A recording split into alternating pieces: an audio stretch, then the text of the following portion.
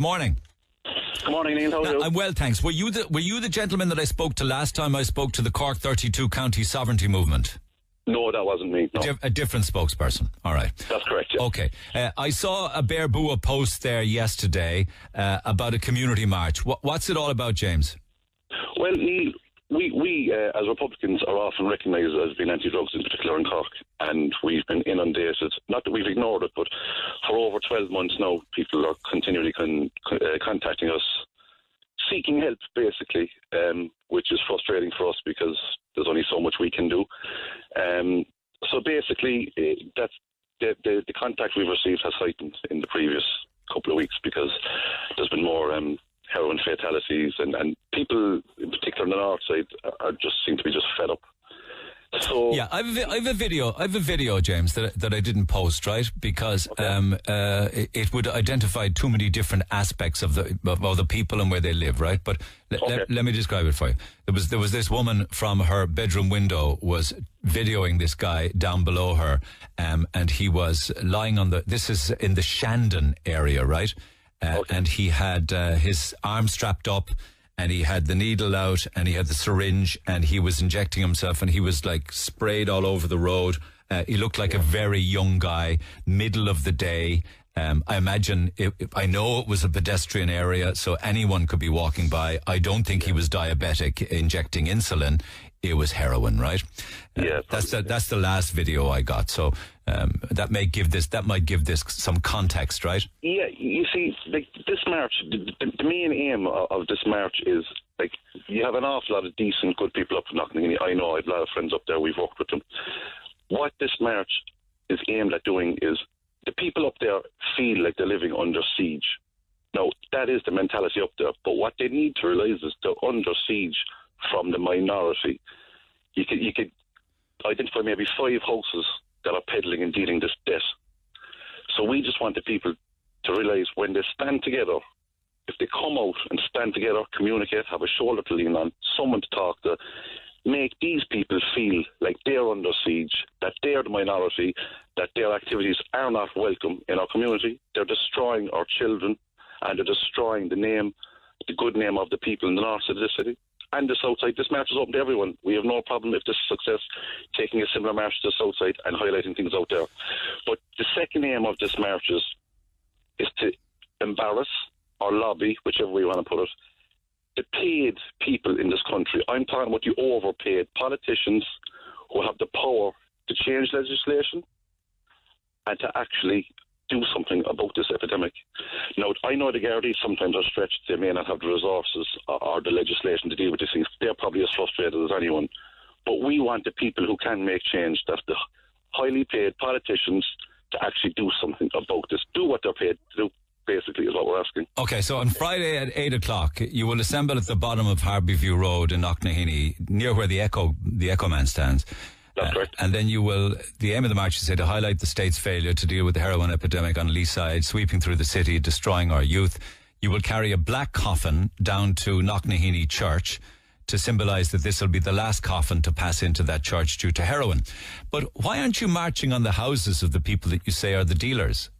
I mean, you did, like, some time ago. That's what you were warning them. What were you going to do to them? You were going to hurt them, weren't you, the last time? No, that was never said, Neil. No, what was it? Forgive me, I can't remember exactly. But what were you saying the last time? Well, Neil, was a direct action by just Republicans standalone. This march is completely different. This is a non-aggressive march. This is a march to ask the people to come out, voice their concerns, make the Gardaí and the state hear their concerns. This is an open, transparent and wholesome march, inviting everyone in the community who has a genuine concern. This is not an aggressive march. This is not direct action at a drug dealer's house. Nothing like it. But the direct action that you spoke of that was the 32 County Sovereignty Movement, wasn't it? It was. And what did you guys do then? What happened? Nothing happened. The mindset behind that was that we would go do it first, and that then show the people, if they want to come out and support us, we can do something similar or likewise. But it didn't develop the way we wanted it. That people didn't seem to want to come out. Maybe it was because of the way we did it.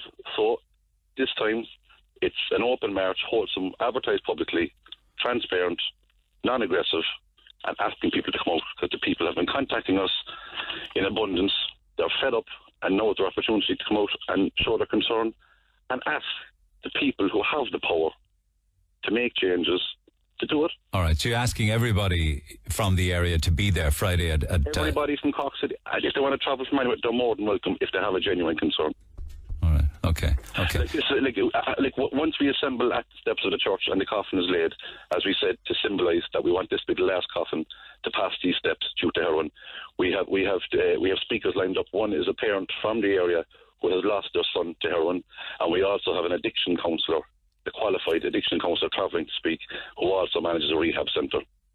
Oh, yeah, absolutely. I mean, you have a right to march, and if you can get the public to march with you, well and good. Yeah. This is just phase one. But would people be ourselves as anyone? But would people be a little slow to march under the banner of the 32 county sovereignty movement because of your leanings towards there's a connection with the IRA, isn't there, and the real IRA and things like that? Well, there is no connection. It's a standalone organisation. We don't take direction from anyone. We have an openly elected committee at each AGM.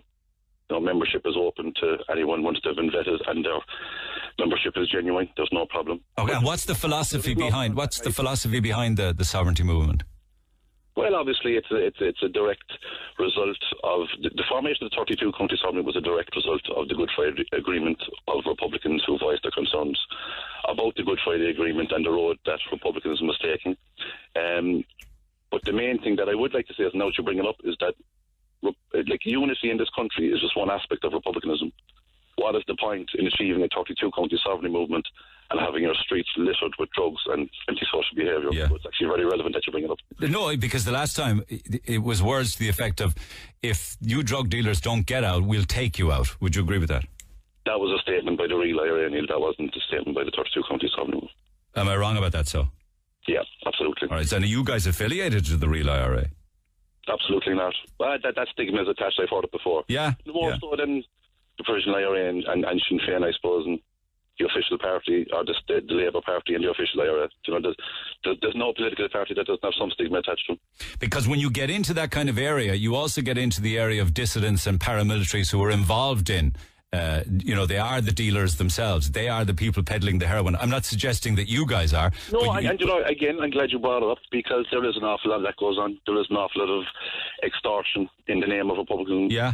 But what you have to understand there, Neil, is for example, recently I read on an article that there is a man who is probably one of the most wanted men in the country. He's knocking on doors and impersonating Gardaí and masquerading as a Garda.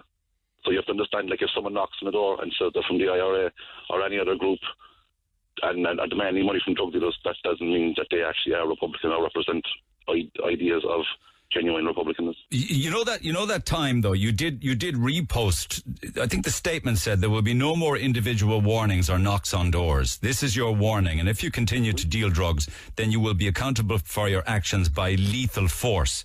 Yeah, we shared the real IRA statement. You shared. Did they do anything about those drug dealers at the time? Was that just a false promise? I've heard things down the line, and I'm sure you've heard the same thing. Yeah, and I know of people being shot and hurt and killed. Would you think that any of that was associated with that threat? Well, if they issued a threat, they probably did follow it up. Gotcha. Okay. Yeah. But are you guys about peaceful means, is it? We're about community action, bringing people together, forming committees, in little councils and committees in the areas and in the communities, and to actually lobby and force pressure on the politicians, the councillors and the Gardaí to get out and actually do their job. Would you not be able to run somebody for council or for the Dáil kind of thing? It's often been talked about, maybe on a local level, but in the 32 county sovereignty movement's constitution, that's forbidden. But they would not forbid a member standing as an independent. You see, John is suggesting that instead of doing that march there, you'd be better off marching down Friday lunchtime to the courthouse where the sentences are handed down. They're a disgrace as well.